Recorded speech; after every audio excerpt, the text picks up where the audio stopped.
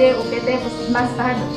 Oke, kali ini kita akan sedikit berbagi ilmu tentang apa sih gejala COVID dan bagaimana jika kita melakukan isolasi mandiri. Apa saja sih syarat-syaratnya?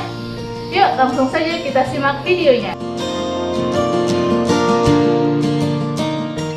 Kriteria pasien tanpa gejala. Jadi menurut Kemenkes, pasien tanpa gejala adalah pasien yang terkonfirmasi COVID tanpa disertai gejala. Gejalanya seperti demam, batuk pilek, penurunan penciuman, dan sesak napas. Saat dilakukan perhitungan jumlah napas didapatkan hasil 12-20 kali per menit.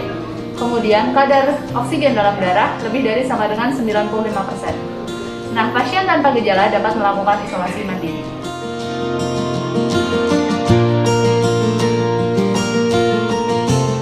Kemudian menurut Kemenkes, apa aja sih pasien-pasien yang termasuk dalam kategori ringan?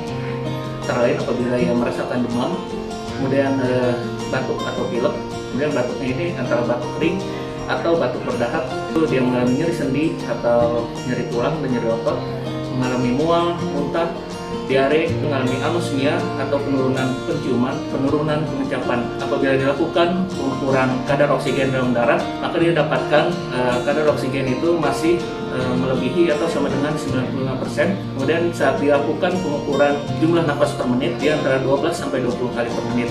Apabila pasien termasuk dalam gejala ringan, maka pasien bisa melakukan isolasi mandiri di rumah atau di fasilitas yang sudah ditunjuk oleh pemerintah.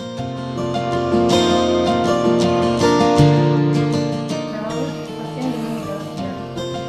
Pasien gejala sedang adalah pasien dengan gejala ringan, tambah dengan ditemukan adanya gangguan pernafasan.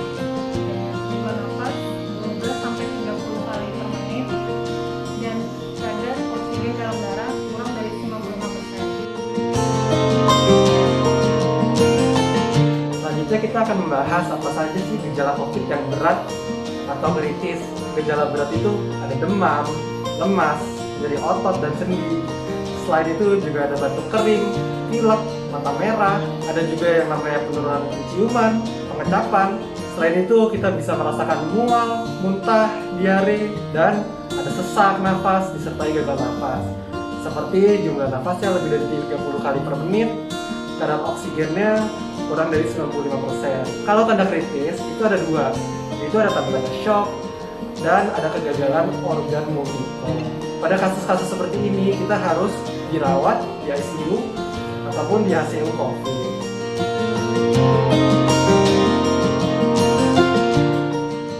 Nah, kita bahas tentang isoman.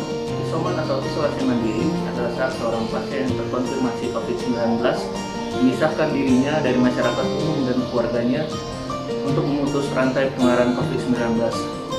Isolasi mandiri bisa dilaksanakan di rumah sendiri atau di fasilitas yang ditunjuk oleh pemerintah. Alat-alat yang disiapkan antara lain itu adalah pengukur suhu tubuh, pengukur kadar oksigen dalam darah, kemudian juga pasien menyiapkan vitamin dan suplemen serta obat-obatan yang sudah diberikan oleh tenaga medis atau dokter.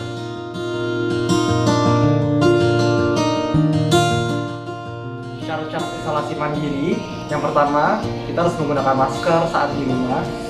Kedua, kita harus menghubungi dokternya apabila gejala memburuk. Yang ketiga, kita harus menggunakan telemedicine seperti Halodoc, DocWinky, dan sebagainya.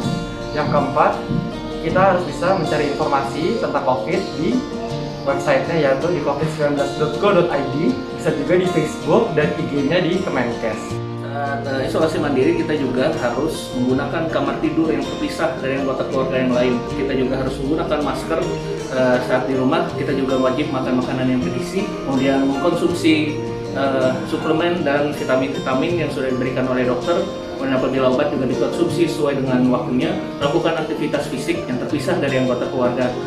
Wajib untuk mengukur suhu tubuh dan kemudian kadar oksigen darah menggunakan alat-alat penunjang yang sudah dipersiapkan di rumah setiap 6 jam sekali. Saat kita melakukan isolasi mandiri, bila kadar oksigen dalam darah kurang dari 94%, maka apa sih yang bisa kita lakukan sembari kita menunggu bantuan dari rumah sakit? Nah, kita bisa melakukan teknik proning. Teknik proning adalah teknik untuk membantu membuka jalan nafas agar udara lebih banyak masuk. Teknik ini dilakukan untuk mengatasi kekurangan oksigen setelah dilakukan pengukuran saturasi oksigen. Kenapa teknik proning ini penting? Karena pengembangan dada tidak hanya ke depan, bisa juga ke belakang. Maka ada 3 cara untuk melakukan teknik berbaring ini. Yang pertama, teknik berbaring di atas perut, yaitu seperti tengkurap dan disanggah dengan bantal di leher, perut, serta kaki. Yang kedua adalah teknik berbaring di sisi kanan. Kita bisa menyanggah dengan bantal di leher, di pinggul, serta di sela kaki. Dan yang ketiga adalah posisi berbaring dengan duduk. Jadi kita menyangga pada saat kita berbaring dengan bantal setinggi 45 derajat. Oke semuanya, itulah beberapa informasi yang dapat kami sampaikan. Taati protokol kesehatan, terapkan kebiasaan baru. Sukseskan vaksinasi